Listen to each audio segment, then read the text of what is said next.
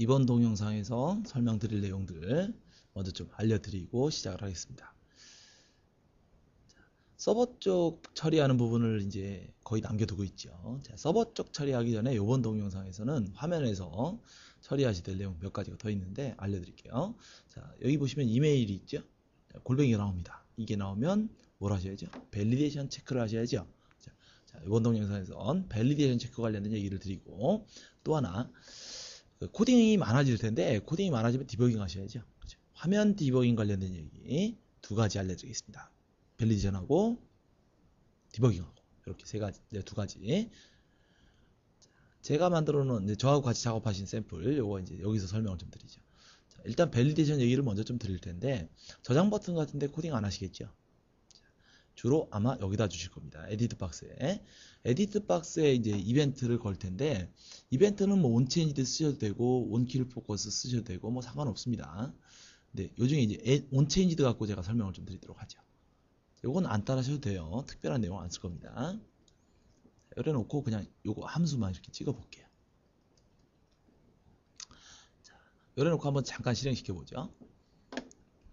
여기서 뭔가를 바꾸면 이벤트가 뜨겠죠. 요거는 뭐 특별한 상황이 아니고요.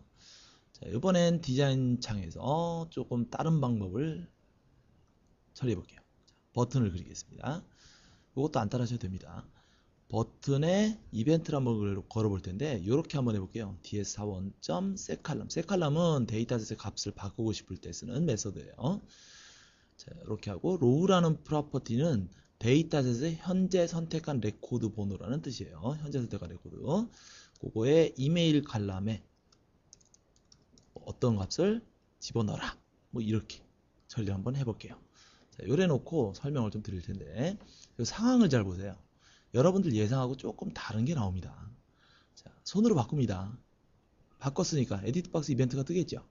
자, 이쪽에 버튼을 눌러요. 당연히 이렇게 될 텐데 버튼을 누르면 얘가 지금 현재 바인딩이 돼 있죠. 바인딩이 돼 있으니까 데이터셋의 값을 얘가 바꾸라 그랬어요. 그러면 에디트 박스에도 값이 바뀌겠죠. 바뀌면 에디트 박스 이벤트가 떠야 맞겠죠. 근데 그게 그렇지가 않아요. 잘 보세요. 자, 누릅니다. 값이 바뀌긴 하는데 에디트 박스의 이벤트는 안 뜹니다. 요거 예상 바뀌죠. 그죠? 자, 바인딩이 돼 있다고 해서 데이터셋의 값을 강제로 바꾸면 해당 컴포넌트의 이벤트가 안 뜬다는 거. 요거 일단 알아두시기 바랍니다.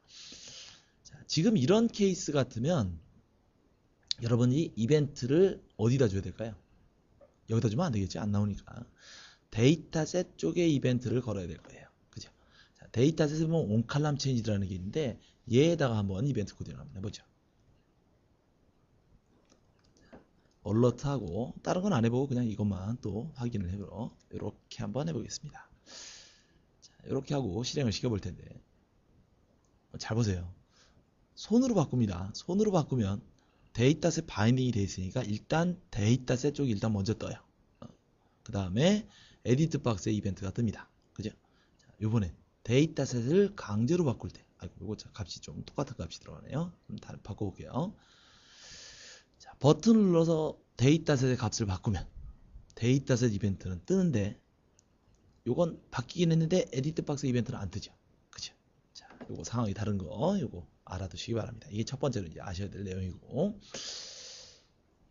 저를 포함해서 기술 지원 팀이라면 저희 회사 직원들 같은 경우에 밸리데이션 로직을 주로 어디다 주냐면 데이터셋에 많이 줘요. 이쪽에 많이 줍니다. 그리고 이벤트의 아규먼트를 좀 보시면 요 아규먼트가 이렇게 나와요. 레코드, 칼럼명, 옛날 값, 새 값 이렇게 나옵니다. 그러니까 코딩을 하게 되면 기대겠죠. if 무슨 칼럼이면 이런 로직, 저런 칼럼이면 저런 뭐 이상한 다른 로직 이런 식으로 코딩이 몰리겠죠. 그래서 관리하기 편하다는 장점도 있어요. 그래서 데이터셋을 주로 이용합니다. 거기다가 데이터는 저희가 전부 다 데이터셋을 이용하죠. 그러니까 이쪽을 밸리데이션 로직 처리할 때 많이 사용하게 돼요. 자, 이번에는 다른 얘기를 좀 드릴게요.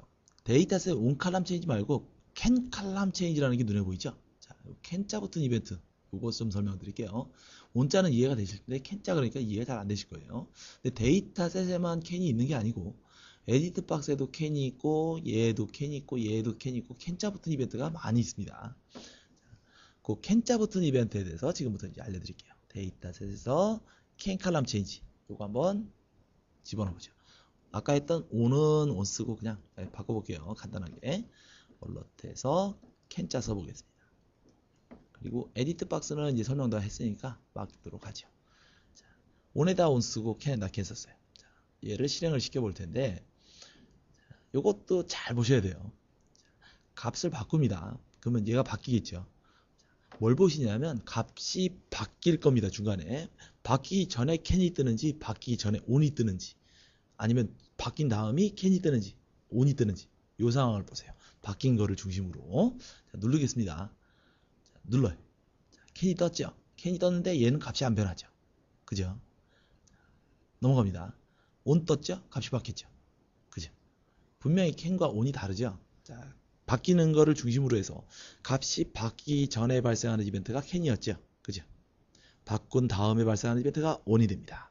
그래서 어떻게 알아두시냐면 캔자 붙은 이벤트는 값이 바뀌는 걸 중심으로 바뀌기 전이 캔, 바뀐 다음이 on입니다. 이벤트가 이렇게 차이가 나요. 자, 왜 캔자를 앞에다 붙여놨냐면 마이 플랫폼이 값을 바꾸겠죠. 자, 마이 플랫폼 값을 바꾸기 전에 여러분들한테 물어보는 거예요. 뭐라고 물어보냐면 자, 이 값을 바꾸려고 하는데 바꿀 수 있는 건가요? 라고 물어보는 이벤트예요. 그래서 바꿀 수 있냐는 뜻으로 캔자를 앞에 붙여놨어요. 자, 그래서 캔자 붙은 이벤트에는 바꿀 수 있나요? 라고 물어봤으니까 여러분들이 대답을 해주셔야 돼요. 바꿔라 말아라. 자, 오늘 막을게요. 자, 여러분들이 값을 바꿔라 하시면 return true 하시면 됩니다. 그럼 바꿔라는 뜻이에요. 얘를 한번 실행시켜 보죠. 그리고 확인해 보겠습니다. 누르면 값이 바뀌죠. return false 하면 어떻게 될까요? return false 한다면 바꾸지 말아라 그 뜻이죠. 안 바꿀 겁니다. 자, 보죠. 누르긴 눌렀는데 안 바뀌죠. 그죠? 이렇게 됩니다.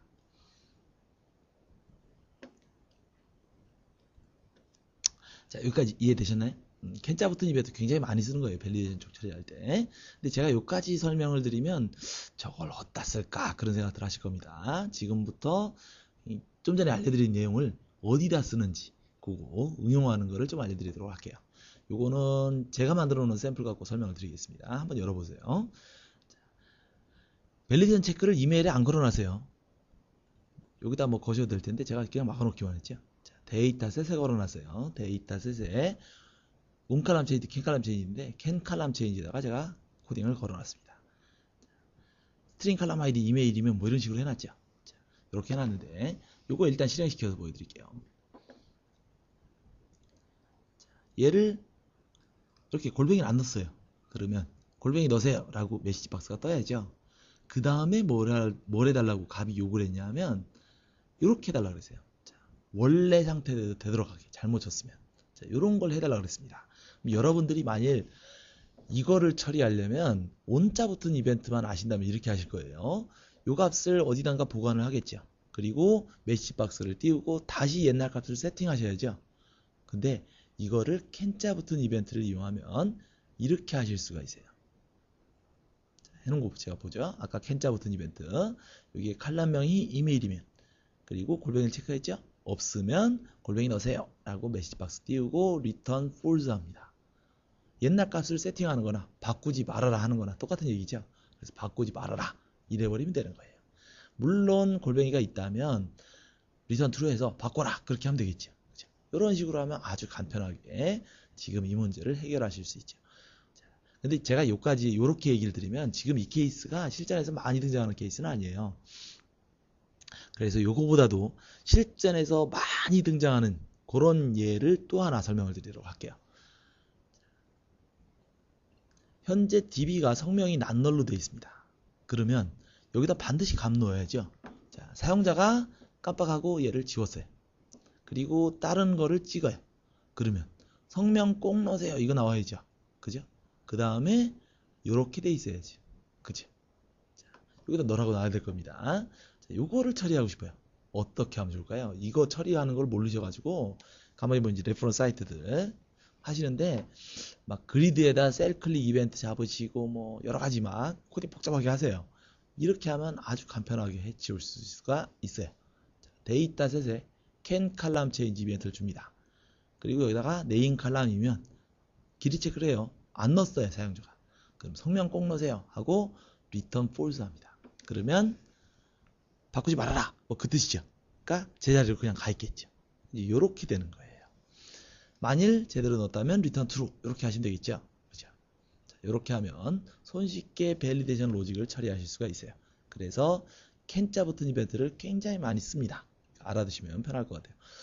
참고로 can row post change는 언제 쓰는 거냐면 레코드 포지션을 이동하기 전에 발생하는 이벤트겠죠. 그죠? 그러니까 이런 뜻이에요.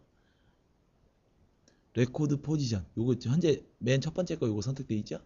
두 번째 레코드 포지션으로 움직일 때, 요때 그 움직이기 전에 발생하는 이벤트가 can row post change입니다.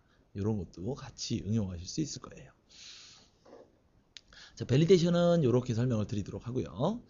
자, 좀 헷갈리실 텐데 천천히 생각해 보시면 굉장히 도움 많이 되는 겁니다. 알아두시고요. 자, 이번에는 다른 얘기, 디버깅 관련된 얘기를 지금부터 설명을 드릴게요. 자, 디버깅은 제가 조회 버튼에다가 설명을 드릴게요. 조회 버튼을 더블 클릭 한번 해보죠. 마이 플랫폼에서 화면을 디버깅하는 방법이 세 가지가 있습니다. 그 중에 첫 번째 방법은 요것만 안 따라하셔도 됩니다. 얼러트가 있겠죠. 그죠? 뭐 더 설명 안 드려도 되죠. 자, 그건 되고요. 두 번째 방법이 있는데 지금 알려드리는 함수 기억해 두세요. 디버깅 전용 함수가 있습니다. trace라고. 이렇게 한 다음에 얘를 실행하기 전에 요 아웃풋 창을 클리어하게요. 오른쪽 버튼 누르고 메뉴 나오면 클리어 하시면 이렇게 클리어 됩니다. 아웃풋 창이 뭐뭐 써지냐면 에라 내용하고 요거 있죠, 요거 트레이스의 건네요. 그게 아웃풋 창이 지키게 돼요. 그러니까 이래놓고 하는 게 좋겠죠. 한번 실행시켜 보죠. 그리고 조회 버튼을 누르면 이렇게 써지겠죠. 그죠? 이렇게 하시면 되는 거예요. 자, 요거 이제 두 번째 방법 트레이스 함수 기억해 두시고, 그 다음에 세 번째 방법 알려드릴게요. 마이 플랫폼 라인 디버깅 기능 지원합니다. 그래서 지금부터 디버깅 기능에 대해서 알려드릴 텐데 제가 코딩을 지금부터 복잡하게 짜볼게요. 자, 이렇게 한번 해보죠. 요건 따라 해보십시오. 그냥 복사하는 겁니다. 자, 이렇게 해놓고, 자, 라인 디버깅이라는 게 뭐냐면 그 비주얼 C++이나 뭐 아니면 이런 비주얼 스튜디오 같은 것들, 그다음 뭐 비주얼 베이직 이런 데 컴파일러 언어들에 보면 한 스텝씩 이렇게 진행하면서 보는 거 있죠. 브레이크 포인트 설정하고 뭐 이렇게 하는 거. 그럼 디버깅 기능을 마이 플랫폼도 지원을 해요. 근데 제가 왜 이걸 왜 따라하라 그랬냐면 안타깝게도 메뉴에 보시면 디버깅 관련된 핫키가 없어요. 디버그 폼밖에. 그거 말고도 이제 핫키들이 많은데 주로 디버깅 할 때는 핫키 많이 쓰거든요. 그래서 핫키를 좀 알려드리려고 제가 따라해보라 그런 겁니다. 그 참고로 제 교육 문서 있죠. 교육 문서에 가시면 제가 핫키들을 쭉 정리해놨어요. 네, 그거 참고하셔도 되고요. 자, 요거는 제가 참고로 창문을 좀 띄워가지고 여기다 한번 써보면서 하죠. 자, 같이 해보시죠. 자, 일단 브레이크 포인트를 설정합니다. 브레이크 포인트를 설정할 때는 F9 키를 누르시면 돼요. F9 그러니까 못 알아듣시는데 F9입니다. F9 요거 눌러보세요. 그러면 브레이크 포인트가 설정이 되겠죠. 빨간색으로. 그죠? 자, 이래 놓고 그 다음에 이제 실행을 해야죠. 디버깅 모드로 실행을 해야 되는데 많은 분들이 요거 누르세요. 요거 누르면 그냥 실행입니다.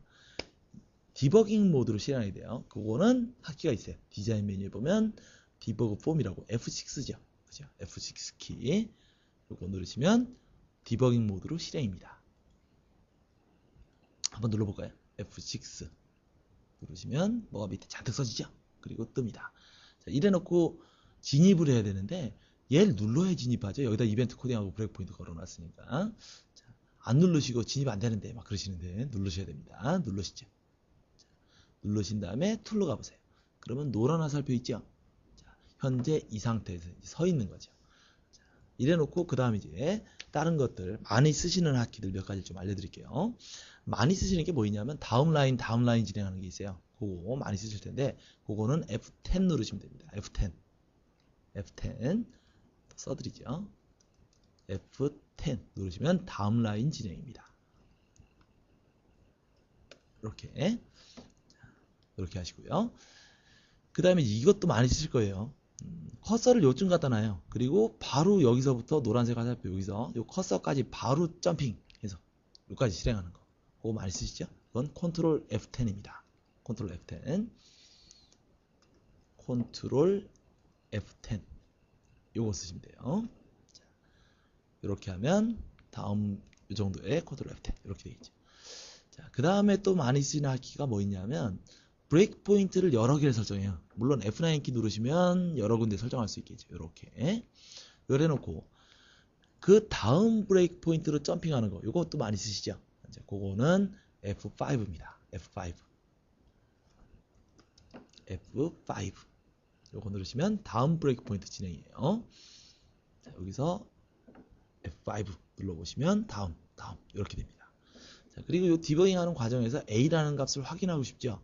그럴 때는 얘를 이렇게 마우스를 끌어서 밑에 보면 와치창이라고 있어요. 이 와치창에 이렇게 갖다 놓으시거나 아니면 직접 손으로 A라고 치시거나 이렇게 하시면 내용들을 보실 수가 있겠죠. 자, 그 다음에 제가 여기 해놓은 상태에서는 설명을 드릴 수가 없는데 또 많이 쓰시는 하키가 뭐 있냐면 여기다 함수 호출을 막 하죠. 함수 호출을 하시면 함수 안으로 진입을 해 들어가야 돼요. 그죠? 자, 그럴 때 필요한 하키가 있는데 그거는 F11 누르시면 됩니다. F11 이것도 써드릴게요. F11 요거 누르시면 되고요. 자, 요런 것들이 주로 많이 쓰시는 하키입니다. 자, 여기까지 이제 다 했어요. 그리고 난 다음에는 이제 디버깅을 종료를 해야죠. 다 끝났으니까. 디버깅을 종료할 때 쓰시는 하키는 Shift F5입니다. 이것도 써드릴게요. Shift F5 요거 누르시면 디버깅 종료입니다. 되셨나요? Shift F5 눌러보죠. 종료되겠죠? 이렇게 끝내시는 겁니다. 자, 라인 디버깅 기능 지원하니까 많이들 이용하시면 편리하실 겁니다. 자, 이렇게 해서 디버깅하고 밸리데이션 관련해서 설명을 쭉 드렸어요. 자, 교육 동영상에서는 여기까지 설명드리도록 하고요.